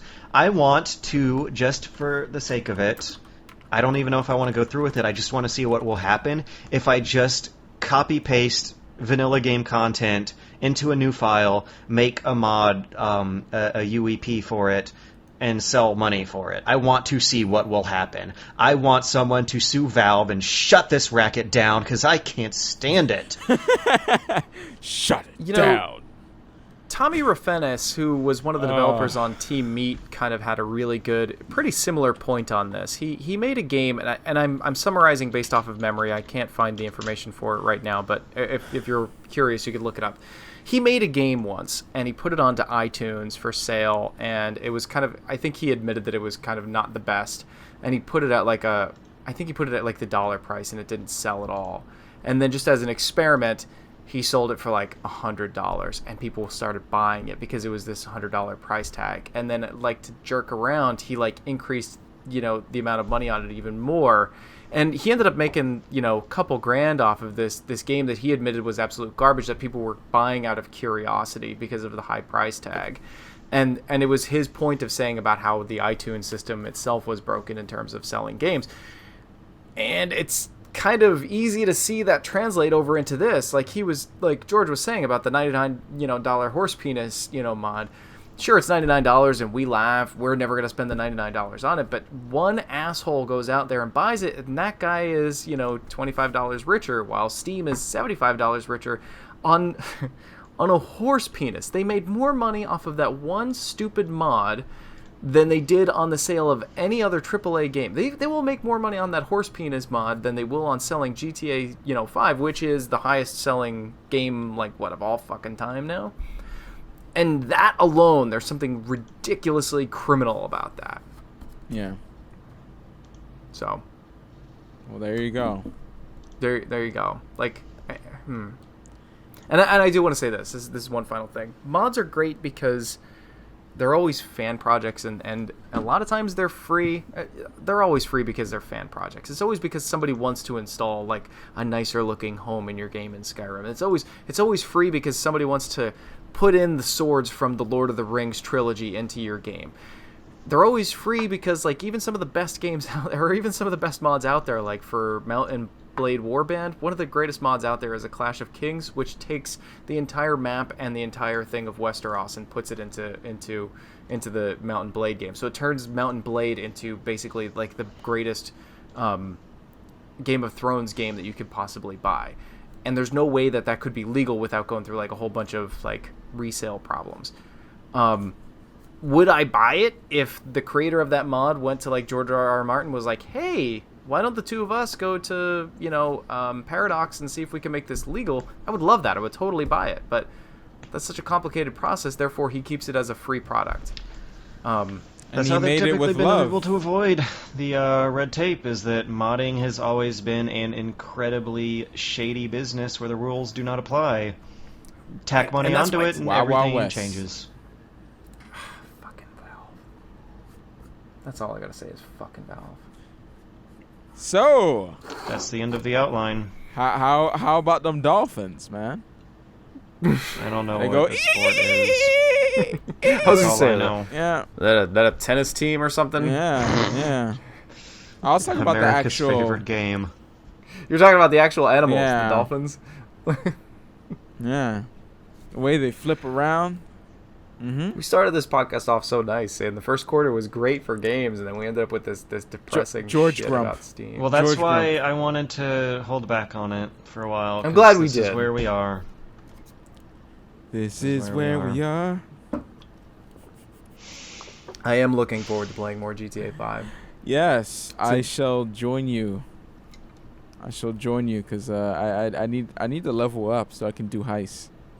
I haven't done a heist yet. Oh yeah, man, heists are great. It's the problem with heists is you're given like no lives, and if one person dies, it's not like the rest of you continue without that third person or fourth person. It's just automatic game over, and that's a huge problem. People will get video card crashes midway through. They'll get disconnects, and then suddenly it's just game over for everybody. 2 hours worth of work or an hour's worth of work, and it's just all just down the drain. So, Bloodborne ain't got shit on on GTA 5 heists. Gosh. Yeah. So, I do enjoy them though. They are really fun. There are too few games on the market that do the grand criminal heist mechanic well. Payday 2 does it really well. When that game launched, it was kind of a hot mess, but right now Payday 2 is a great game. And it has a really active and very supportive community. I think if anybody is curious about Payday 2, they should definitely buy it and try it. But the heists in GTA 5 are more bombastic than the Payday 2 type. Well, there you go. Yeah. George is about to die. George. Do you think they'll ever pull it down? Do you think they'll ever stop selling it? I think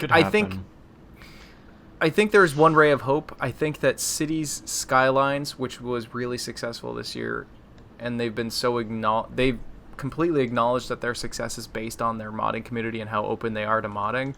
I think that people are going to see that mentality and be like, well, why aren't you like City Skylines, which was $30, and I can download all these mods for free right from the interface? Why do I have to pay for all this stuff? Skyrim was very successful because of a healthy modding community, and it was free this whole time, and you just live long enough, and eventually you fuck up. Not everyone can be perfect forever, I guess.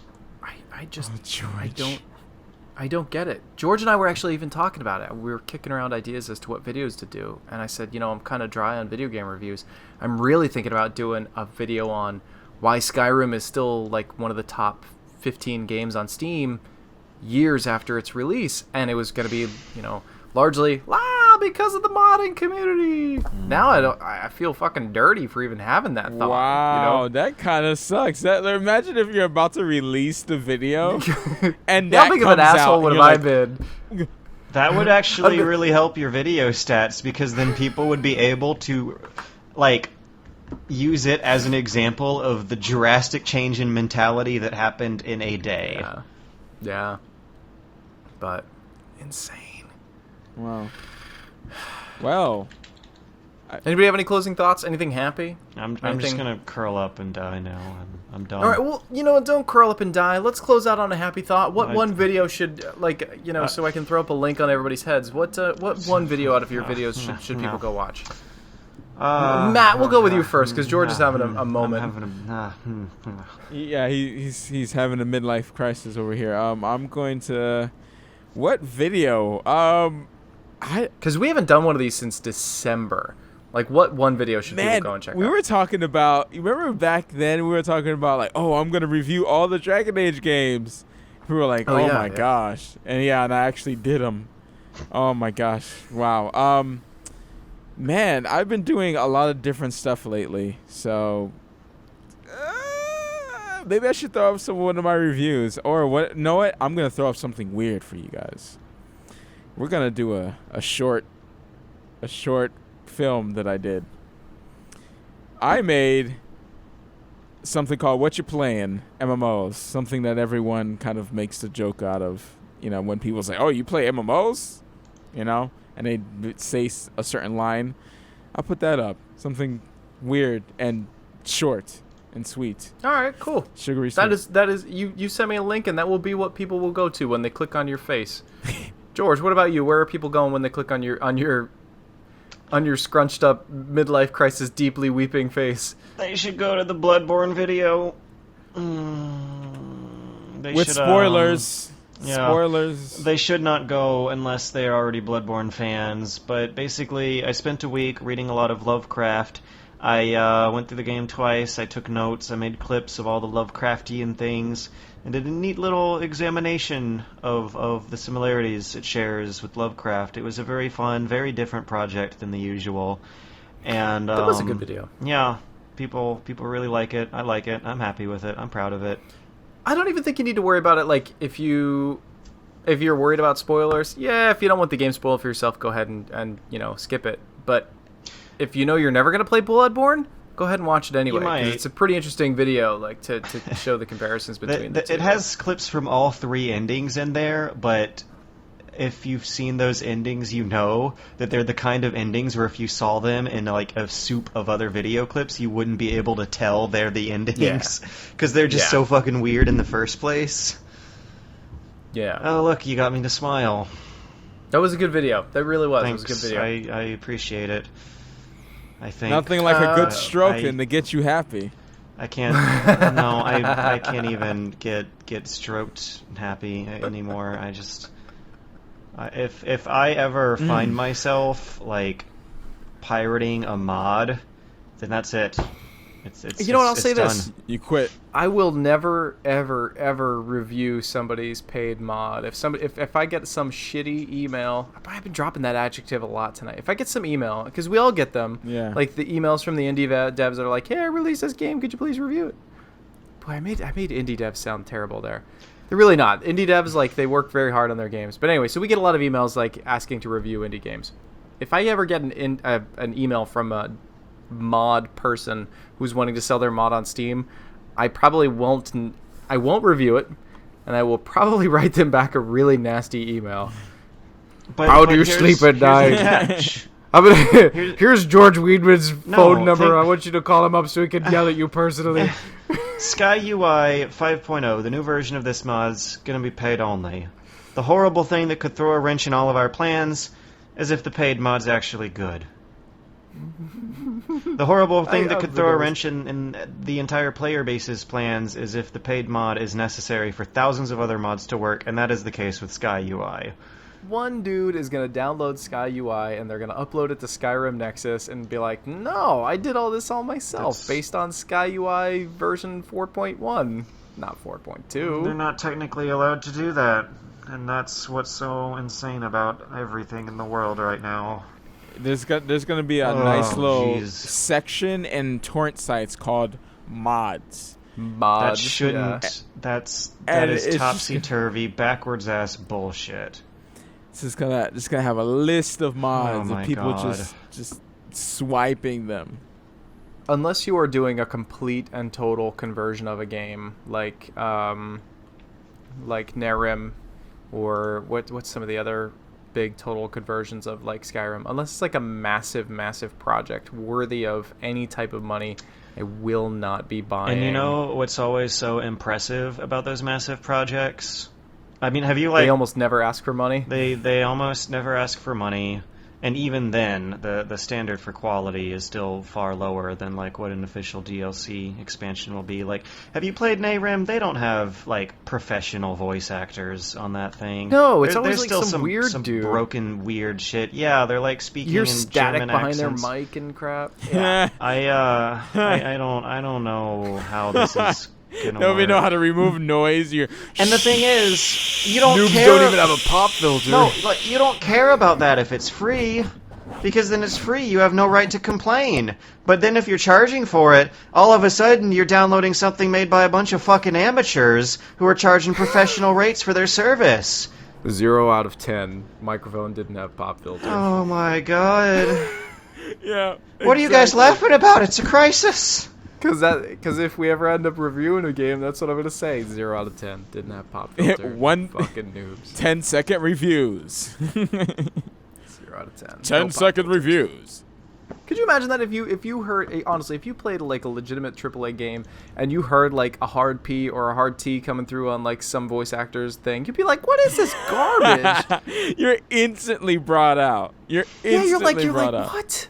What is right? Like if I will do total retakes if I get like hard P's or hard T's. Even if I can't hear it and it looks like a hard P or a hard T on like the audio line, I'm redoing that. Yeah, people playing on their speakers, you hear a hard P and all of a sudden you get blasted across the room. Yeah. For people who don't know what a hard P is this is a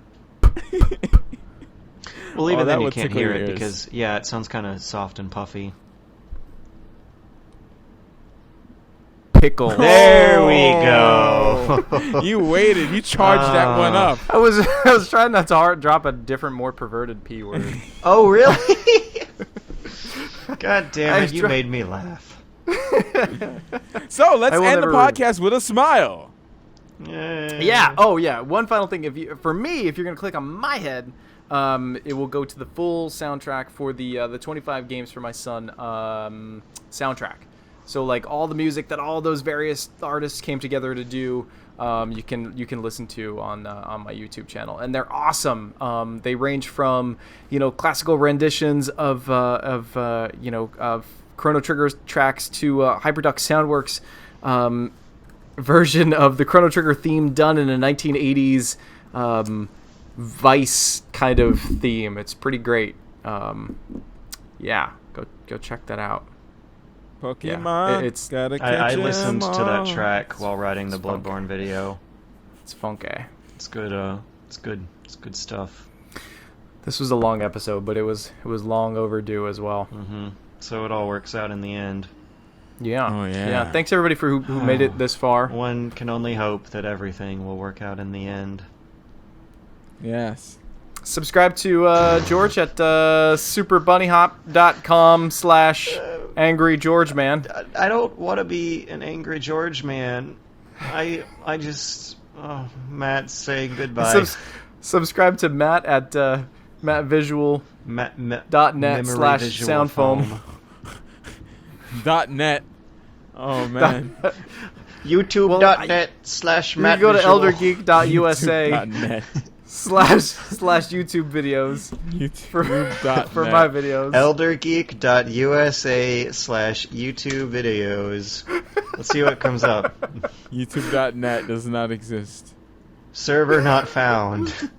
404. Please check the address and try again. Welp, And there you go. I called you on your bluff. You thought I wouldn't do it, but I did it. I sure showed you. Have a good night, everybody. Good night. Everything's terrible.